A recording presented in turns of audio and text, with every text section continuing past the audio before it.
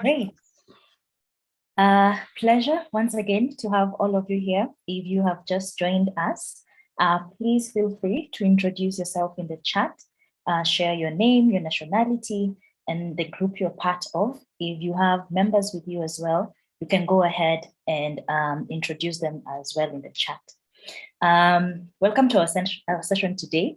My name is Foni, and I will be the MC today. We've lined up exciting things for this particular session. As you know, many of you who are here today are running activities in the community. And last year, when we were doing mapping just to understand what young people are keen to learn more on, many of you told us that project management skills and developing the capacity of the organization was one of those things that was really important for you. We responded to that request and we created a funding mechanism. When we created this funding mechanism, it was to support youth-led projects by providing mini workshops on project management, as well as other things that they're quite important to them. For the session last year as well in August, we did an info session on workshop number 1, which was on project designing. And the recording of that session and the slides will be and is still available. Laura will be posting the links in the chat. If you are not able to attend the first workshop, then you can still go back to these links and look over the material. And in case you have any further questions, you can also reach out to us. Laura will shortly be posting the link to mini workshop 1 in the chat. Our session today will be focusing on project implementation and reporting. We will talk about making a project work plan, implementing the activities, and documenting the key information and how to complete project reporting requirements. For our agenda today, we've just gone over introduction in the chat. If you just joined us, you will see that we have quite a dynamic group and they're working in different locations, so you can network. Then we will go into an overview of the project, cycle. And then after that, we'll go over a quick recap, kind of like going back to project designing and seeing the elements that were in project designing, and then get to the project work plan, which is important. And after that, we look into communication and inclusion. How do you communicate? How do you monitor and document? And then lastly, we look at reporting. After that is done, throughout the session, we will definitely have some exercises. So you'll see that with every segment of the agenda today, we'll have some exercise and time for questions as well. So we ask you, as we are working through this, you could definitely, if you have a pen and paper, you could use that, because this is a very engaging and interactive activity that we want all of us to learn from. And then we ask everyone to please mute yourself. As you notice, we are quite a large group. So we ask you to mute yourself. When we open the floor for questions and answer, we ask you to also raise your hand, because that will be very important that we're able to manage. And then when you're making your intervention after you've been called on, we also ask you to keep time. Quite a large group. We want to make sure everyone is able to participate effectively. And then lastly, let's all learn from each other and have fun, because I think we're young people, dynamic, working on different parts of the world, working on different projects, and really want to use this session to really learn from you. And with that, I'm going to hand it over to my colleague Simon, who will take us through the next steps. Simon, over to you. Thank you so much, Foni. Hello, everyone. You're most welcome to our second workshop, which is focusing on project implementation and reporting. So to start today, I want to just recap what GREEN does and who we are. So GREEN is a refugee youth-led organization for young refugees to develop their capacity, to empower themselves, help each other, and lead initiatives to respond to their community needs and advocate for the change they feel are important in their own communities. So GREEN is led by refugee youth lead with experiences in global policies, advocacy, and community activism. So GREEN works in close partnership with the Women Refugee Commission, which is an international organization that is based in New York. GREEN is funded by international donors, including the Swiss government and Open Society Foundation, to support refugee groups just like yours, to support refugee groups just like yours, and also like to help understand why it is important to actually support refugee youth-led organization with project funding and capacity building, which we are doing today. So I'm going to give all the GREEN members taking part in this training today a chance to actually introduce themselves. I will start by introducing myself. I'm called Simon Marotolo. I am the networking and advocacy coordinator at GREEN. And I'm also the team leader at the African Youth Action Network, a refugee youth-led organization that is based here in Uganda. So I'll be followed shortly by Laura. Then Laura will follow. Laura, may you introduce yourself to the members. Thank you so much, Simon. Hello, everyone. Nice to meet you all. My name is Laura Valencia. I'm from Colombia, but currently living in Ecuador. I'm working with the Global Refugee Youth Network as the communications coordinator. So, Farida, please go and introduce yourself. Hello, everyone. My name is Farida Rwanda, originally from Democratic Republic of Congo, currently based in Stockholm, Sweden. I'm Gender and Diversity Coordinator at GREEN, and also the founder of the Vision Refugee Youths and Women Group in Chakato Refugee Settlement. Thank you and nice to meet you all.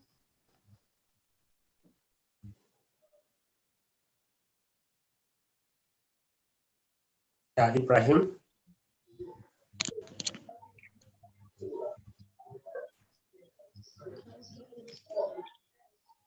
Hello everyone, my name is Ibrahim Saleh. I'm originally from Central African Republic. Currently I'm based in Rabat, Morocco. I created the association Living Together, a local NGO that helps refugees to integrate into Moroccan society in 2016. Now I'm a capacity building coordinator within the Global Refugee Youth Network. I'm happy to see you all here. Thank you. Thank you so much. Fonny? Thank you very much. Ibrahim, just to note, Ibrahim is a French speaker and he normally doesn't speak English. So that's why I'm smiling a lot, because it's really impressive that he's able to speak in English. But my name is Fonny Joyce. I'm a South Sudanese refugee currently living in Nairobi, Kenya. And I work with the amazing leaders who've just introduced themselves. I coordinate the activities of the Global Refugee Youth Network. So it's really a pleasure to have you all. Kate, over to you. Hi, my name is Kate Mahoney.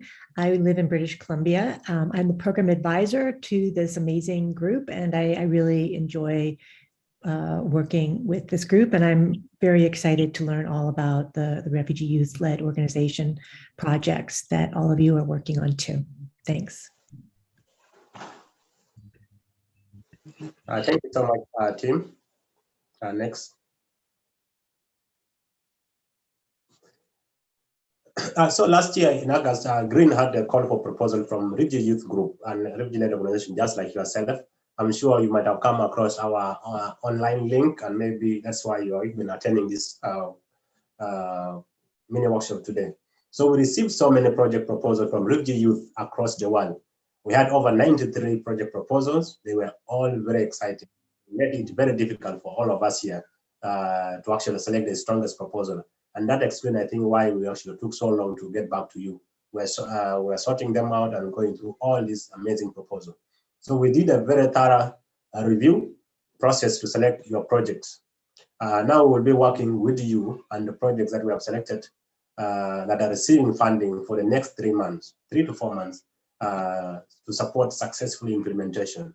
So we are really excited to learn about your projects and to share and celebrate with you this journey as you implement your project and your ideas, and how you actually change the community that you're actually living in. So today, we want to hear from you as we kickstart this project implementation. We want to know and also learn from you and how we can actually support each other on this journey. So we're going to have a brief activity. Laura is going to actually post a question on the chat. The first activity we're going to do is, please tell us using the chat, one, a brief description of your project aims, what you want to do or to actually improve, the thing you want to improve in your own community, anything that you feel nervous about or unsure about as you start your project implementation. So I'm going to give us a minute to actually type what you actually aim, what your project aim is, or what do you want to change in your own community. And then the second thing is what you feel nervous or unsure about, something that you are not certain about implementing your project.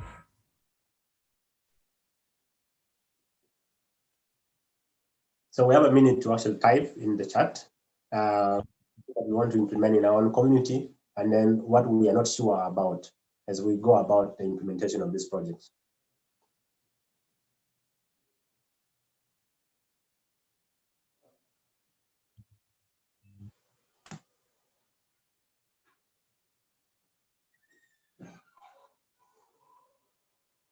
I will be reading from you, anyone who is typing on the chat.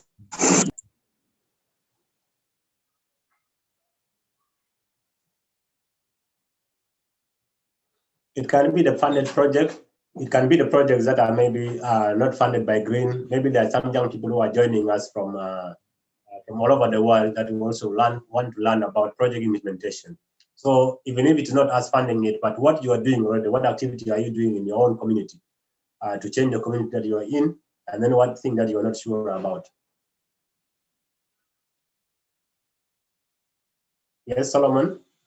So the activity is you share with us a good description of your project aims. What do you want to change in your own community? And then the second thing is what you feel nervous or unsure about as you start your project implementation.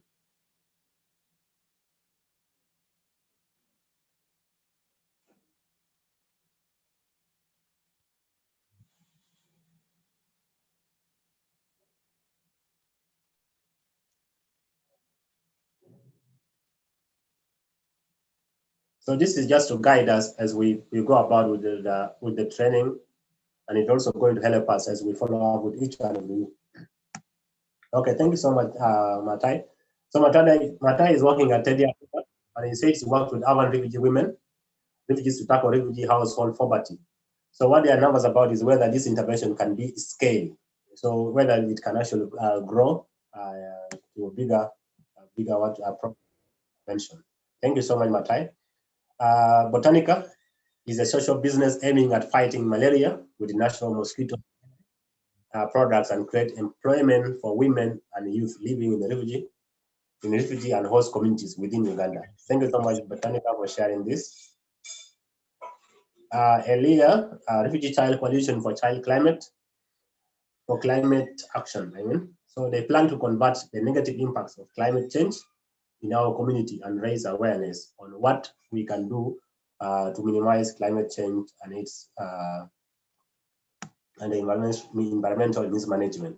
So thank you so much for for raising all these amazing aims and the activity that you're actually going to implement in your own communities. We are going to tackle some of the challenges that you've actually mentioned here in this training, and it will be available to actually follow up with you individually to support you to work through some of these challenges. So I will now hand it over to my co-presenter, my colleague Foni, who will continue to take us through the concept of project cycle again. Thank you so much, Foni. The floor is yours.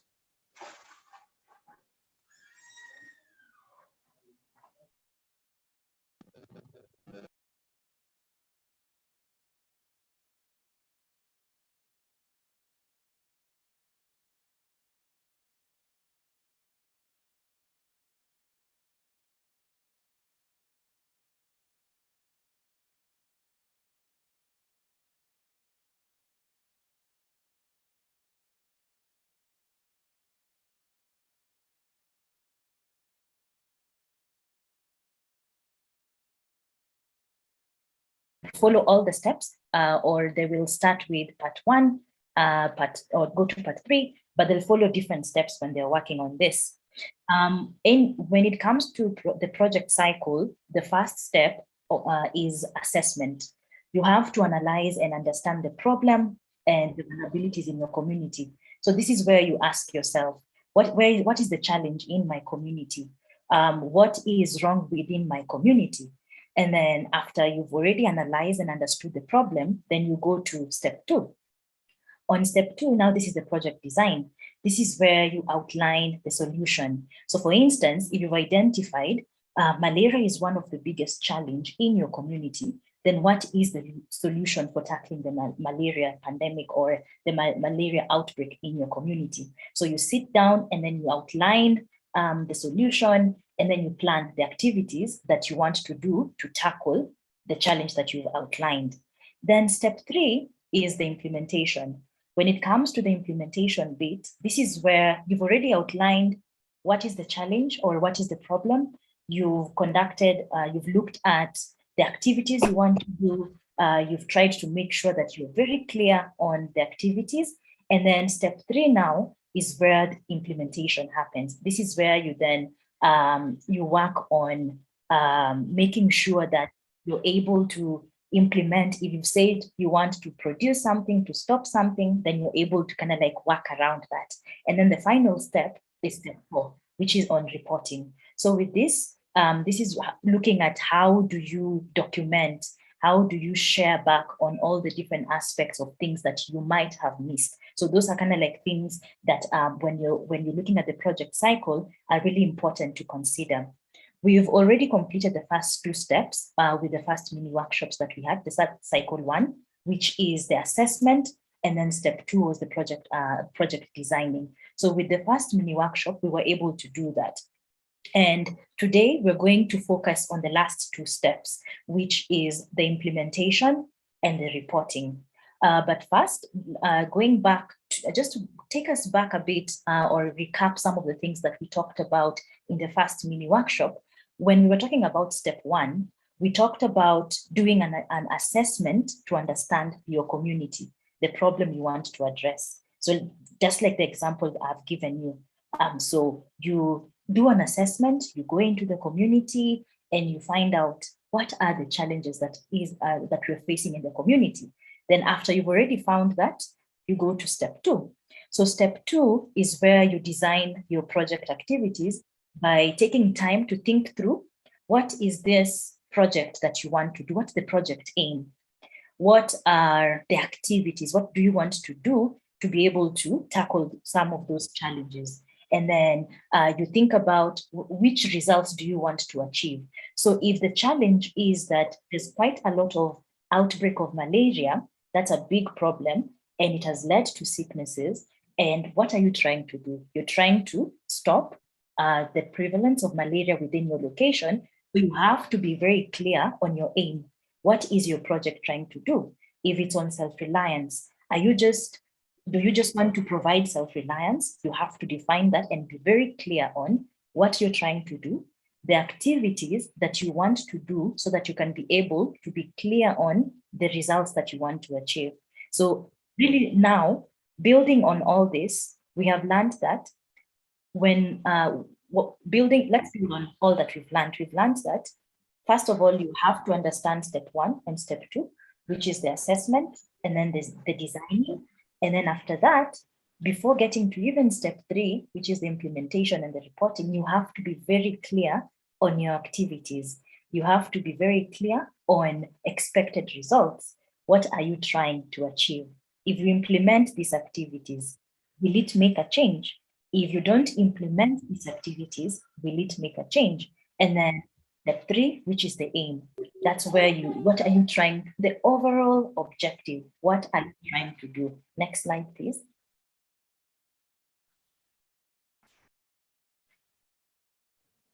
Next, please. So building on all this, we're now going to really learn on the 3rd step. So the first step we've talked about is assessment. Step 2, we've also talked about. Now we're getting to step 3, which is also I know we had already started looking at the implementation, step 3. And as I was saying before, implementation is exciting because with implementation, this is the stage where you finally bring all those ideas you shared in your proposal to life. And with implementation, you'll see your activities, how it's been community. And at the same time, you will also have the opportunity to record what you have learned as you're implementing the activities. With implementation as well, there are different components. The first one being planning. With planning, you're looking at who is doing what, when are they doing it, how are they doing it. And then the second communication. So this is how you set up, how do you communicate within your team? How do you communicate within the community as well? And then the other aspect is managing people, because this is also really important. When you're implementing your project, it's very important to understand how do you plan around the activities? How do you manage even the risks that might come up, the finances? And then the fourth aspect is on monitoring. So monitoring is keeping track of the little details. So if the activity you said you're going to do, how do you keep track of all these activities? As you're monitoring, you'll also find that if you talked about your project being a project that supports young women or young men, and down the line, you notice that your project is only supporting women, and you failed to get to that target of maybe young, you have to go back and monitor and reevaluate what is wrong. Or if you've talked about diversity, where you've mentioned in your proposal, for example, that you will work with persons with disability or people from the LGBTI community, and they are not included, then you also have to go back and see where the gap is. So that's also another important aspect. And then the last one is documenting. As much as you will plan, you will communicate, you will manage, you will monitor, it's very important to document the process. If you're not documenting it, then you will not have evidence to show. So it's also really, you're monitoring how people are participating, you're monitoring all this particular aspect, but you have to show documentations on if it's the finance, you've spent the money. If it's on inclusion, this is how you've included the people. So these are also really components that are really important, and we will talk about each one of them briefly. Next slide, please. So let's talk about planning being the first thing that I've already highlighted. You already have a rough idea how to implement your activities, because within this call, we have different people who are working in different locations, and they've been working for quite a long time. So you have an idea of how you want to implement activities, or how you'll be able to start planning, or how you develop your work plan. And this is really just an opportunity for us to kind of like refresh our minds, and look critically at all the aspects that need to be done. So first of all, when you're planning, you get to look at what needs to be done, because you can't say you're planning something and you don't know the activity of what needs to be done. So that is a very important aspect of planning. You need to be clear on what needs to be done. And then you get to the second bit, who will do it, So this is also another important thing within your team, within the project that you're working on. Who is doing what? Because you can't say you have an activity, but you're not sure who is responsible for that activity. Because if anyone was to follow up and ask, so you said you were doing this and all of you are clueless who is supposed to do it, creates a lot of confusion within your plan, your project. So you need to always be clear about who is responsible for each of the activities. And then the other thing, you also need to be clear on when does it need to be done. When you're implementing projects, it's really important to be very clear on the timeline. For instance, this particular, for the groups that have been successful to receive funding, they know that the period of implementation is between February to May. So you need to be clear. If you have the activity, you have the person who is responsible, then you also need to be clear on the timeline. When do they need to do it? And then you also need to be very clear on what needs to happen first and what needs to happen third. So as you're arranging your activities, you don't just go and say, we will cook, we will wash dishes, and then we will go shopping. So you see, it has to go in order. We will go shopping, and then we will cook, and then we will wash dishes. So that's like a very simple analogy. It has to really, what happens first has to be very clear, and then what happens second also has to be very clear. And then lastly, how will you implement?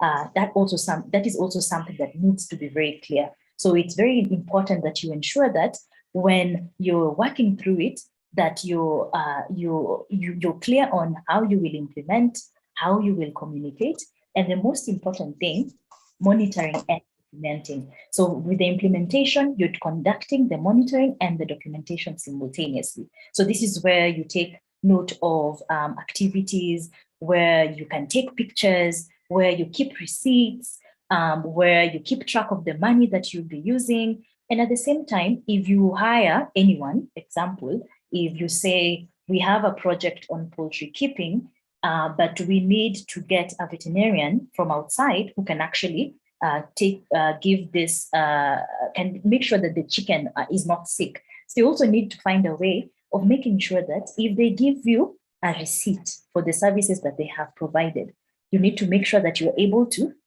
take, if it's a screenshot of the picture or just a picture, then that is something that you will document that, yes, activity 2 was to get a veterinarian to check the chicken, and they came and they checked the chicken, and this is the receipt for the cost that they were able to really to show us. And this is just a template that will help you. This is one of the templates that we're going to be using as the different groups who are implementing. They'll be using this template to implement. And even if your group was not successful to receive this funding, this is something that you can use as you prepare for other opportunities. When you're clear on your work plan, then you're clear on what you need to do. And Laura is sharing the link in the chat, so that's still fine.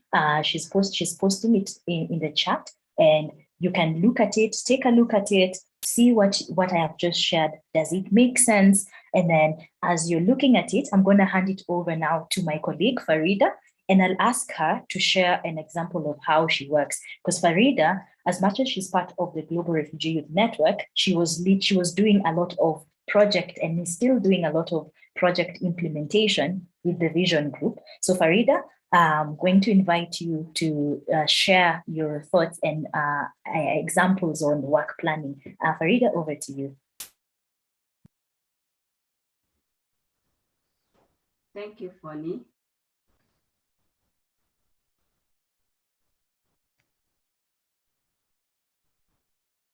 I don't know, maybe I just leave because my camera is not working. It's not, I try to, I don't know, louder, maybe you can check. I'm Farida, and I started a vision group in Chakach Refugee Settlement in Uganda. I'd like to share an example of how we did work planning. First, we list down the specific tasks to achieve our goals. We state the timeline and the activities will begin and end. We detail each team member's roles and responsibilities on the project to be specific, to avoid confusion, and to make sure each person feels accountable for their responsibilities. For example, we organized a lot of training sessions on different things, like making liquid soap. I would meet with my team and plan who would do what. And then I would decide that one team member would be in charge of that one-day training session. They would identify that the participants, for example, 20 or 30 child mothers or girls out of school. We plan what chemicals we need and agree who will buy them. We always make a project schedule so we are clear on who will do what and when. And then I have learned that to be a good leader is not easy and will be full of challenges. But also I learned that teamwork will set you apart from the rest when working together. Thank you, Fanny. Thank you, Farida, very much for sharing around what the activities that you have done within your group. And I'm going to hand it over now to Simon to really take us through the next activity that all of us are going to participate in. I ask us to use the chat as Simon gives us the instructions on what we're going to do shortly. Simon, over to you. Okay, thank you. Maybe briefly before we go to the activity. So if you have a colleague, there is someone who is joining with without a name, they just put the HP, and then there is also someone joining with the name Daniel. So we really don't know the groups that they are representing. If they are your colleagues and they are joining, please let them know that they should put their names and then the names of the organization that they are actually representing. Maybe if someone is joining from Women and Children at Risk, they should put WRC, WCR, and then the name, maybe Peter, maybe James, maybe Rachel, like that. So thank you. Thank you so much, Farida and Foni. So our activity is just going to be based on what they have discussed on the work planning and also the activities that you're going to be implementing. So take a minute or two to, of your planned activities, maybe one or two of them, of the planned activities, and then write in the chat. Please share in the chat, write down maybe also on a paper or using a pencil or a pen if you don't want to actually share it with the group here, what the activity is, who on your team is actually responsible for the activity, when it will take place, and anything else you need to think about and plan for just before we go to actual communication.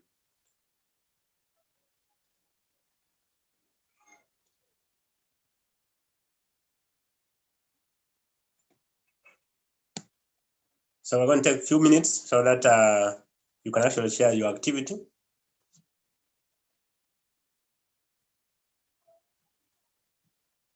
Laura just posted it on the chat. If you did not get the question well, so we're looking at one or two of your activities that you're going to implement.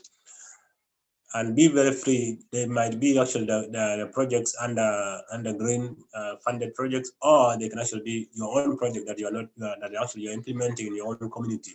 For those who are not actually supported by green this time around, so type in the chat what is that activity that you're going to implement, and then who from your team is going to be responsible. When is the activity going to be taking place?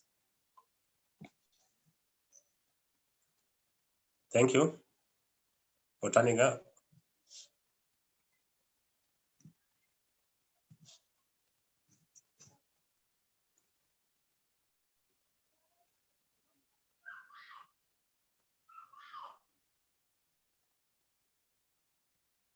Come out from Kalobey. Say they're going to be, the activity is going to be a gene promotion. So who is going to be in charge of maybe buying the detergent? Who from your team is going to be responsible for the activity? Botanica, you just type an activity. Okay, just type the activity name. Maybe you're going to be doing a survey. Yes, Nafisha, and that is going to be initiating a survey. That is Nafisha. Thank you so much, Eli Salah. That's from Refugee Child Coalition for Climate Action in Zimbabwe. Let's keep the activities coming in the chat. Tawakal group activity will be Rama, continue. Okay, GBV, gender-based violence. Who is going to be in charge of the gender-based violence? And what are the things you're going to be doing under the gender-based violence? Is it training? Is it counseling, or what is it? Thank you so much, Joseph Mutoni. So Monica Dow activities are going to be Girls First project aims at identifying and documenting pregnant women and young mothers who are refugee girls who dropped out of school or forced to be married earlier. And then they're going to offer psychosocial and mental health support to these girls, support and encourage them to go back to school. So Joseph, who is going to be in charge of the psychosocial support, the mental health support, who among your team members is going to be in charge? And then when will this activity take place? And anything else that you would actually like to plan for? Thank you, Matai. So project team implementation meeting. Who is going to be responsible is the project team lead. That's good. And then when it is going to be? January 4th. I think so. You guys had it last month, right? Thank you so much. Botanica, it's a malaria awareness. The event So the event responsible person is Pechen Baraka, manufacturer of mosquito repellent products. Responsible person is Kisi Kedi Anania. Thank you so much. Sorry if I'm also mispronouncing the names. So I'll just be reading like a few, and then we can go on to the second part of our training. John work activities are going to be English and Arabic training, and I'm the one monitoring the project. We are starting this until July 30th. Okay. Conducting a community survey on the number of youths who will participate in the sport activity. That is Genevieve Safaris. Thank you. Sorry, I have co-presenters here with me. You will bear with me.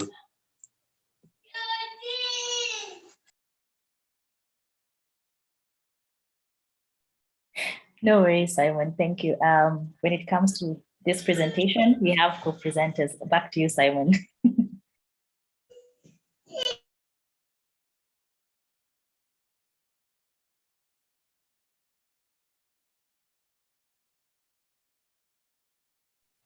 Okay, thank you. So on communication, next slide. On communicating. So the element of a project implementation include the managing of projects, communicating, and then reporting, documenting. These are all elements. So where there's the second element is now communicating. After the work planning, you talk about communication. So in communication, there's few questions that actually you need to answer as a team leader or as a project manager or as a project team lead. So the first question is, who do you need to actually communicate with? You need to have that clear in your mind, because even you don't know who you're going to communicate with, you're going to risk actually communicating your project activities, your aim, your goals, or what plans you have to people who are not going to take any action or who are going to even not support you in your project activities. So who do you need to communicate with? You need to communicate with your team. Are they all available? Are they all fine? Is everyone actually up to date? Are they really aware about the activities they're going to be implementing? Also on the participant, the people that are going to be taking part in your activities, who are they? What do they know about the activity? What are the goals, the aims? What do you want to actually achieve with them? They need to also know. And then the vulnerable members of their community that are going to be taking part in the activities, are they also taken in as part of the group? Are they all enjoying the activities? Are they all taking part actively, or some people are actually isolated in your project implementation? You also talk about targeted participant. For example, maybe according to age group, when they are young people who are maybe below 15 or below 18, they are also youth, maybe 24 to 30. And then also women, if they are also other vulnerable members of your community, person with special need, how do you also communicate with them? Maybe if there is someone who is not having a phone, how are you going to communicate that you're going to have maybe a project activity in a location A? Also your community, they need to know what is it that you're doing. If you're going to be planting trees and the community is not aware, there are high chances that they are actually going to even cut down the trees. But if you educate them and you communicate to them, they will actually support you on your journey.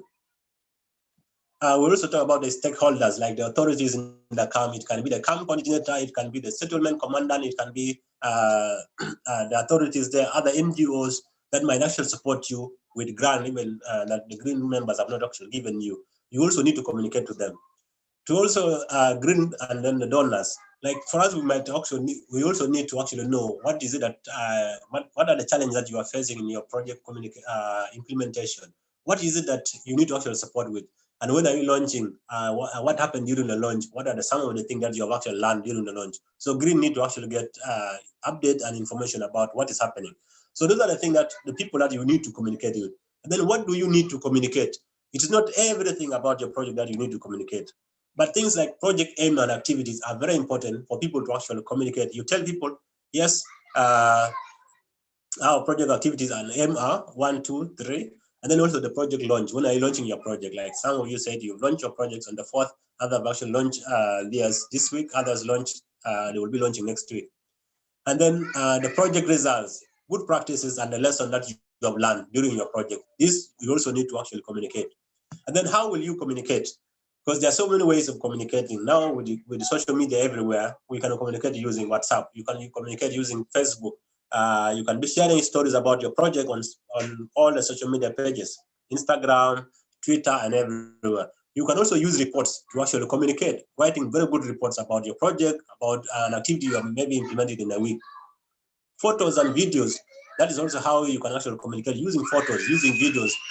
Very short documentaries, skits can actually be very good in terms of communication. Also text and also in person. If you're going to be communicating with people who are in the CAM authorities, you need to go to their offices. You need to also speak to them like in person so that they can get to know what your activities are and who you are actually targeting with your project. And then when will you communicate? So throughout the project, it is very important that you also communicate. Communicate throughout as you actually put your work into your ideas into action. Keep on communicating. It's a very good idea to build on communication into your actual work plan throughout. So yes, it is really very good that you communicate. So we're going to end this slide with a very small activity also, because we don't want to be speaking and you want to be listening. So let's make it like an interactive. If you have a question, please put it in the chat, and also maybe you can raise your hand if you have a very burning question that needs to be answered. So the small activity we're going to be doing now is you write maybe in the chat one activity or aspect of your project. Think of it, and then write down what it is, when, and then how you will communicate with related people about that one activity. Who will you communicate with? When will you communicate? And what will you communicate about that activity? Then we'll take 1 minute for someone to actually share about what they're actually writing down.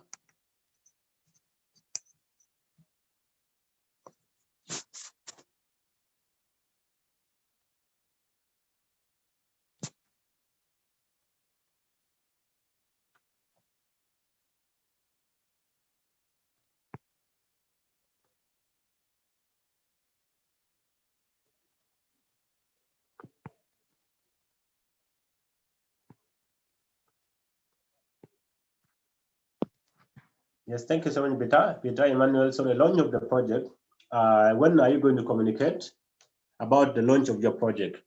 Who will you communicate it to about the launch of your project? And then what will you communicate?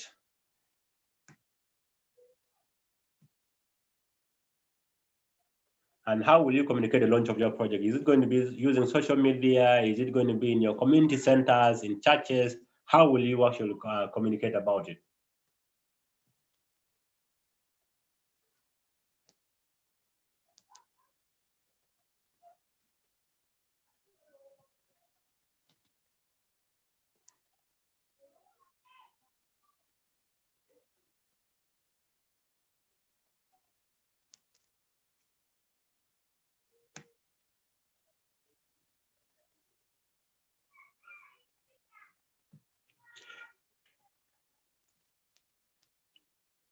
Yes, Galafa, and we focus. So what are you going to be communicating? Who are you going to communicate it to? And how will you communicate it, and when?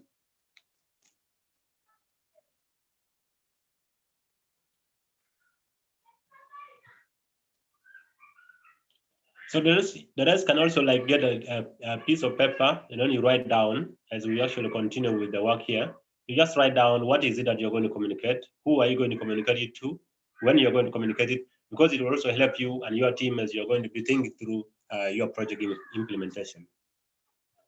Thank you, Matai. Matai said who they are going to communicate with. They are going to communicate with the participant and then the project team.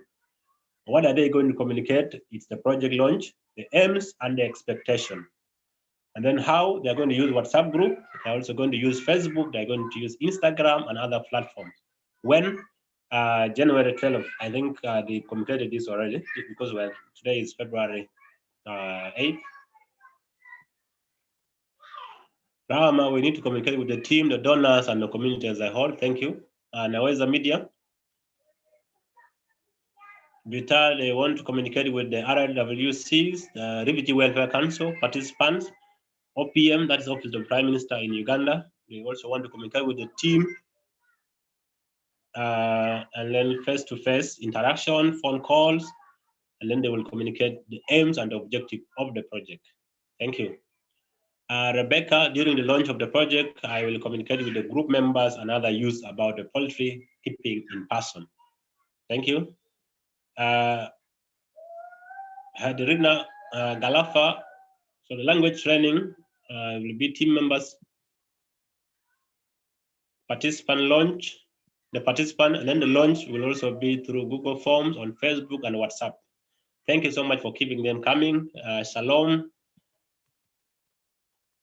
Shalom said workshop that is going on, and then who we are going to communicate to the world, especially to the Kampala youth. How we are going to communicate on social media, Facebook and Twitter, when after ending the session. Thank you so much. Keep them coming. You can see a young ratio. There is activities public speaking, which will take place in March. So thank you for sharing this. Next slide, please.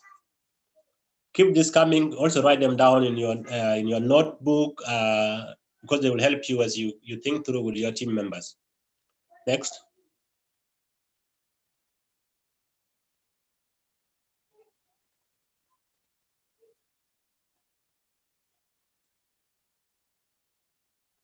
So the next thing we are going to also discuss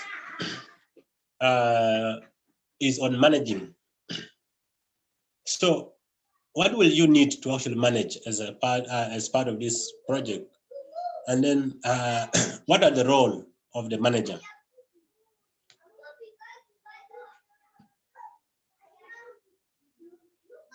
So maybe let's brainstorm. Don't copy the answers which are on the slide here. Can you tell us what is the role of a manager?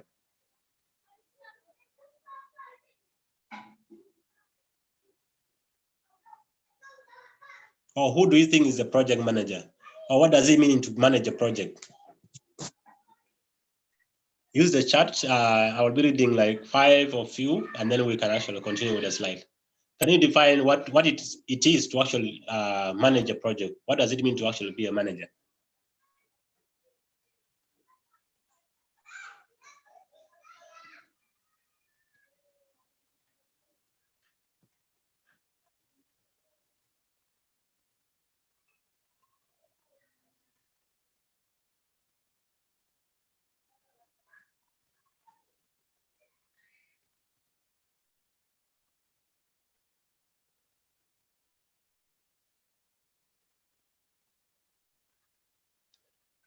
Thank you so much, Matai. Matai says to manage or managing a project, it means communication, it means coordination and delegation of tasks. Thank you so much. A project manager is someone who coordinates the entire activities. Thank you. What does it mean to actually manage a project? So a manager is someone who oversees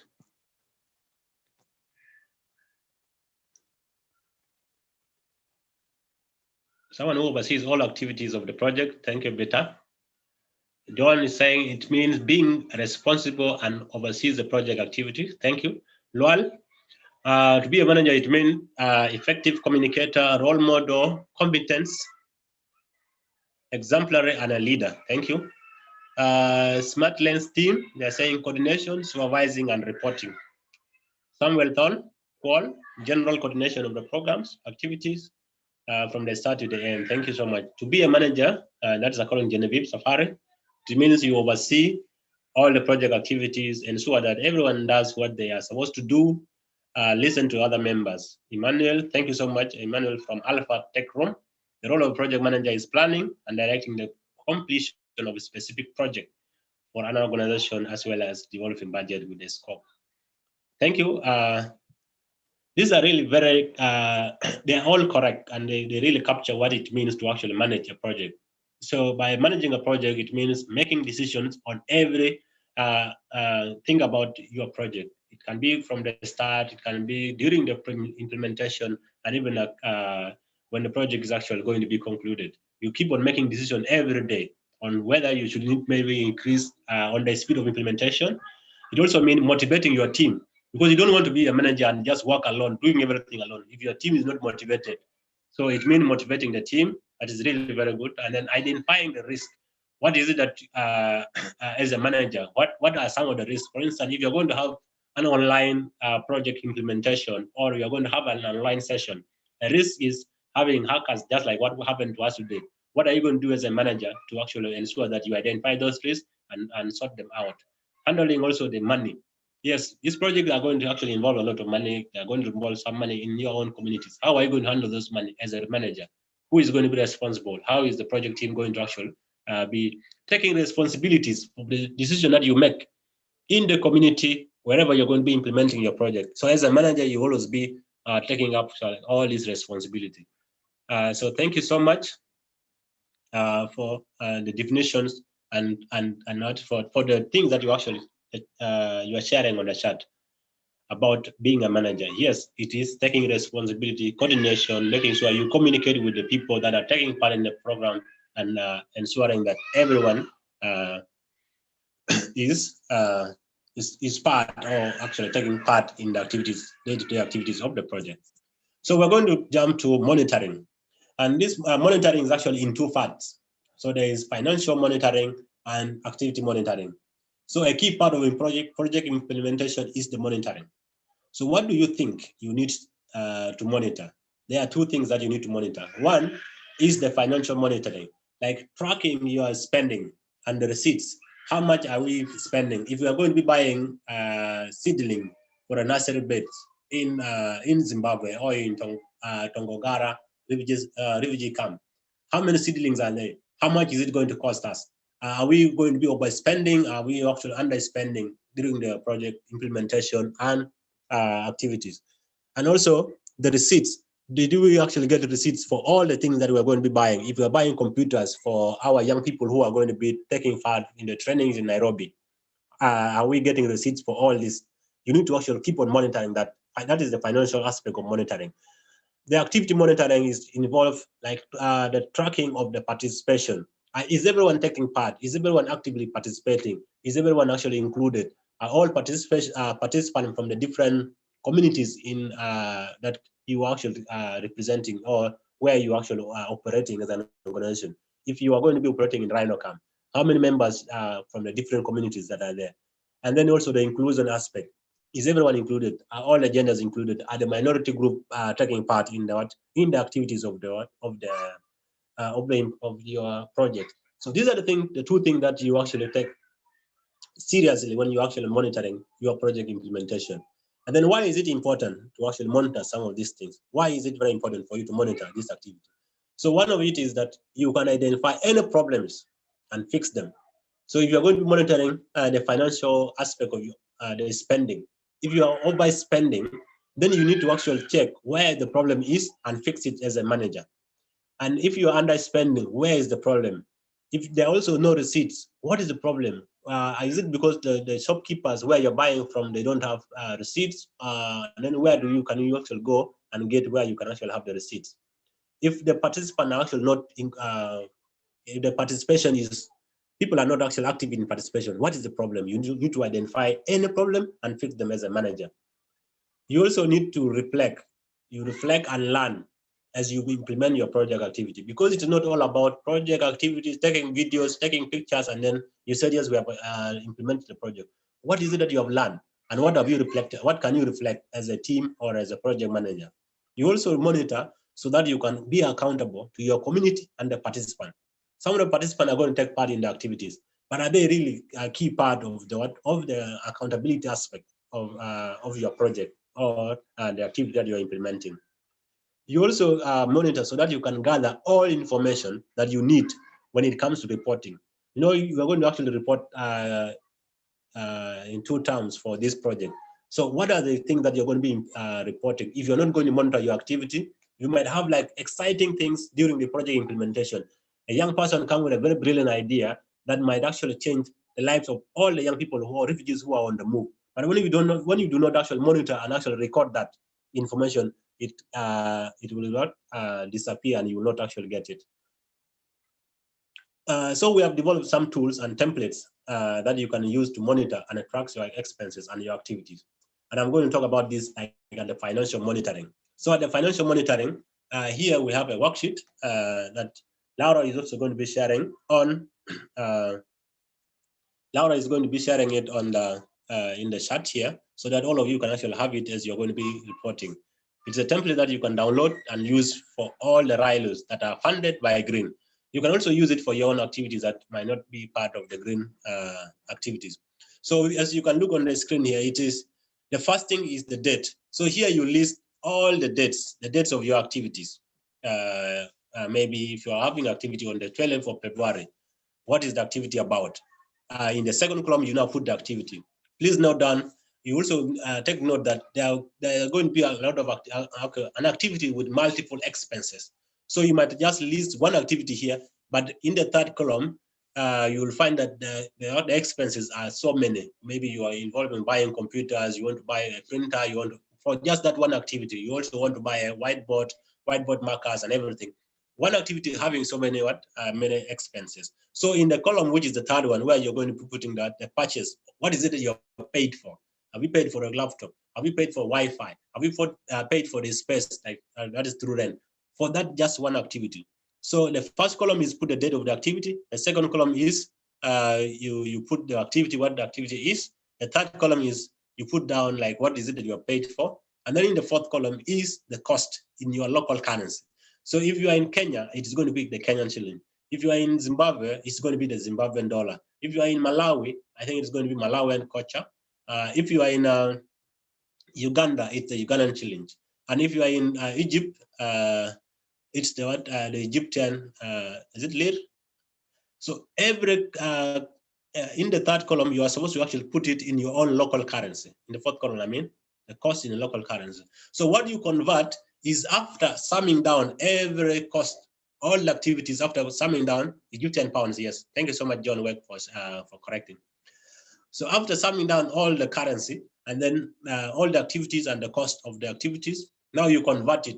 For us, we want to see like maybe the final, maybe if the final is $500 that you have spent on maybe 2 or 3 activities, it is the final that you convert into the US dollars based on the rates in the market during the time when you implemented that project activity. That is what you actually send to us for us also to track and actually monitor your financial spending. And then the last column is where you put the receipts, the invoices, or other documentation of the expenses. If there are receipts that maybe you went and bought laptops, 2 laptops from maybe a shop in Malawi, let's say Lilongwe, in the city center, Lilongwe, and then you took to the camps. Do you have the receipts? If you have the receipt, you can actually put the link to the receipts on the last column. If it's an invoice, maybe you took quotation from 3 people. They gave you like the cash invoice, they gave you like the pro forma invoice. Put also the invoices there so that we can also see. If you have a report maybe of that activity, you can also put it in the last column. So Laura is going to share, and we're also going to reshare again at the end of the training, all these links so that you can actually have them as you implement this activity. So the second monitoring aspect is on the project activity monitoring, which I'm going to hand over to my colleague, Foni. Thank you so much. Thank you very much, Simon, for sharing on that. Really great. In case you have questions as we're presenting, do go ahead and write it in the chat. Once we open it up, please also do feel free to raise your hand after we've opened it up for questions and answers. When it comes to monitoring of the activity, it's very important as well to keep track of participation and feedback on all the activities that you're running. So as you can see currently on the screen, the first thing on how you can monitor the activities is in terms of participants. And this basically means that as you're implementing, if, for example, you've said you're going to be having an event or a campaign activities on bringing children or young adults together to talk to them about the importance of climate action or climate change, then it's really important to keep track of the people who attended. And when you're keeping track, of course, this means you collect their names, you collect their gender, you collect the age, as well as the refugee status. Why is it important to have the participant sign-in sheet? This really helps you or gives you the opportunity to gather information about things that are really important to report back on. So for instance, after you've brought all this young, or the group that you're working with, or the community, you've brought them together, then this will help you, you'll get to see the name of the people, not really, that provides you evidence for people who attended. But then with the gender, it also shows you in relation to male, to female, to others who don't prefer to say how many attended. In terms of age, if you are targeting people between ages of 15 to 30, and most of your participants maybe were under 15 years old, then that's also something that it brings that to your attention. Then at the same time, the refugee status, it also helps you to look at how inclusive are you, because that's also really something that is very important. When you have the participant sign-in sheet, it can also help you to see in terms of inclusion. Have you included all the different people within the community?